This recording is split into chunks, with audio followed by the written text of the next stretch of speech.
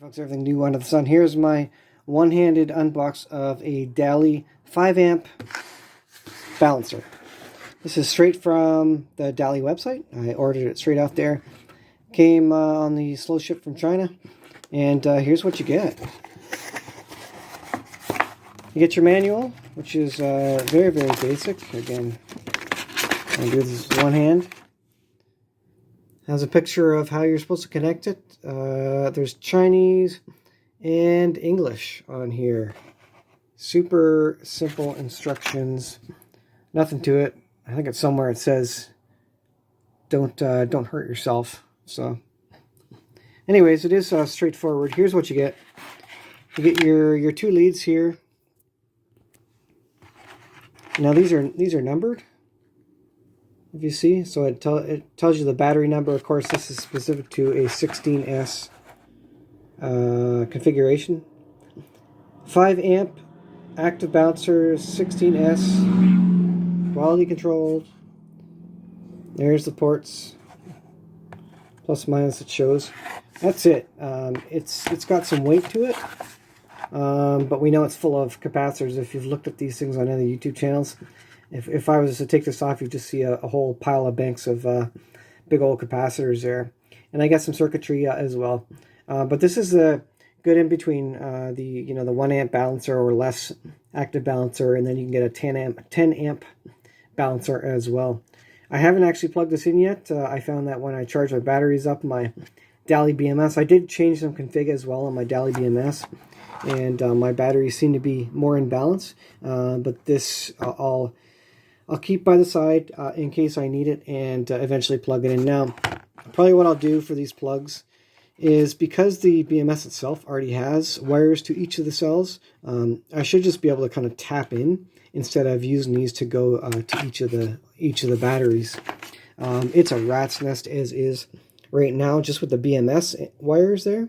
So I don't feel like I want to put another wire to all the same locations, especially since the BMS wires I actually crimped on, what are they called, eyelets or whatever, to put on the actual bolts on top of the battery, so I'd have to undo all that to get this on. So yeah, I'll try and find a way to kind of plug them in line so that I don't have so many wires, but it's a rat's nest every time you put any kind of sampling cable on a 16S or a larger configuration. Just the wire management is just hard. So that is it. Nothing I can say about it. It's straight up capacitor based. They work. If you watched was that the Australian Garage YouTube channel or whatever, he's done a lot of tests with these, and they just work. And Daly, I don't think, reinvented the wheel, but this is straight from Daly, so hopefully their equipment will be solid and last for a long time. So it does have an indicator light, by the way, right there, which should light up. And yeah, that's about it. I'll probably do a video later when I actually get it all plugged in.